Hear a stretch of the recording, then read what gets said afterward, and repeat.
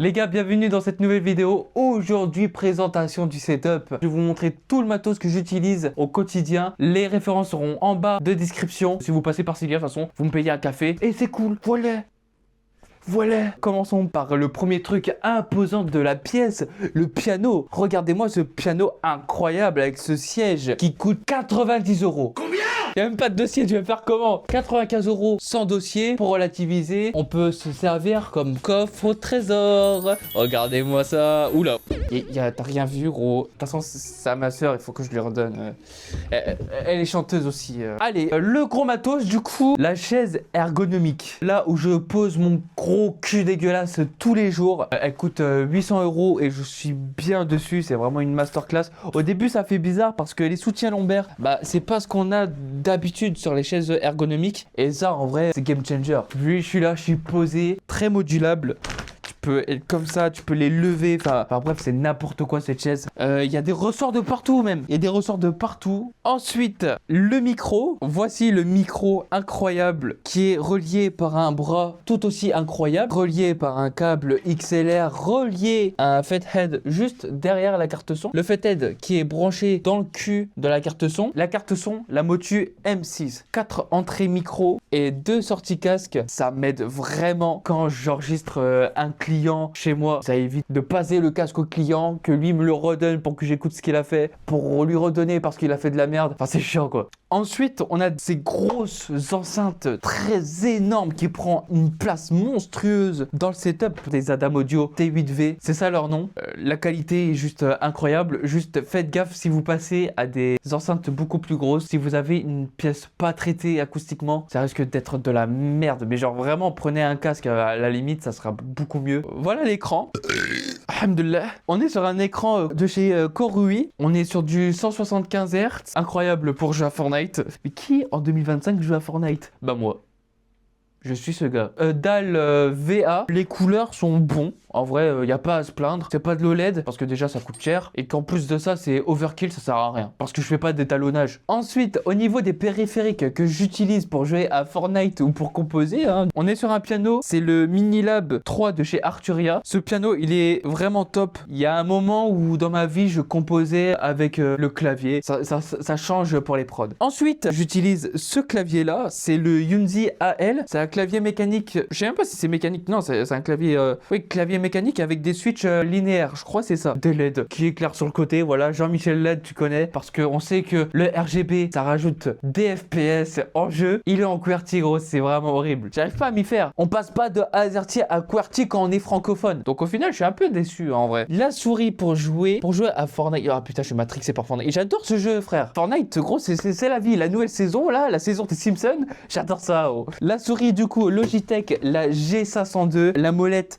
on peut la déloquer et ce qui fait qu'elle peut rouler à l'infini. Je vous montre un peu la démonstration. Je déclipse la molette et ça roule à l'infini. N'est-ce pas magnifique? Avoir cette fonctionnalité, c'est juste top quoi. Le seul bémol, c'est qu'il est filaire. Bon, ça casse un peu les couilles parce que finalement, regarde, je suis en train de galérer pour remettre le câble. Les éclairages que j'utilise, c'est les ring lights. Vous savez tout ce que c'est les ring lights. Je pense que... On va les montrer quand même parce qu'on est là pour montrer. On n'est pas là pour show up. Ceci, donc ouais, on est sur une ring light RGB. C'est top pour pouvoir bien éclairer la scène. Enfin, un éclairage, ça reste un éclairage. Enfin, il y a rien qui change. Je vais vous montrer à présent le matos que je m'en sers pas du tout. Le stabilisateur motorisé. Tu mets ton téléphone dessus et t'as l'impression que c'est filmé en drone. Et tu peux bouger n'importe comment. Tu sais que ça bougera pas à l'image. Et ça, c'est vraiment top. Quand tu veux faire des clips de rap là. Les bonbonnes sont remplies de cocaïne.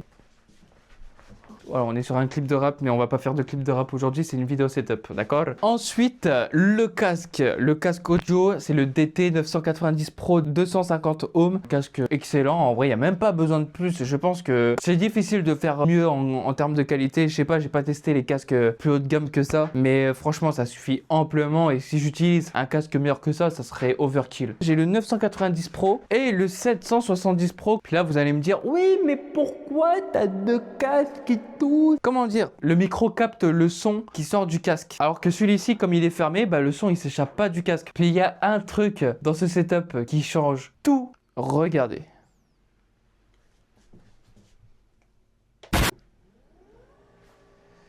Un bureau qui se lève. T'as juste à appuyer sur un bouton, tu pécho. Même si t'es assis sur une chaise confort, t'as aussi mal au cul et t'as aussi mal aux jambes. Lève-toi toutes les heures pour bouger, pour t'étirer un peu, c'est important. Ensuite, le moment tant attendu, la bécane. Venez avec moi sur le bureau. La position, elle doit être terrible.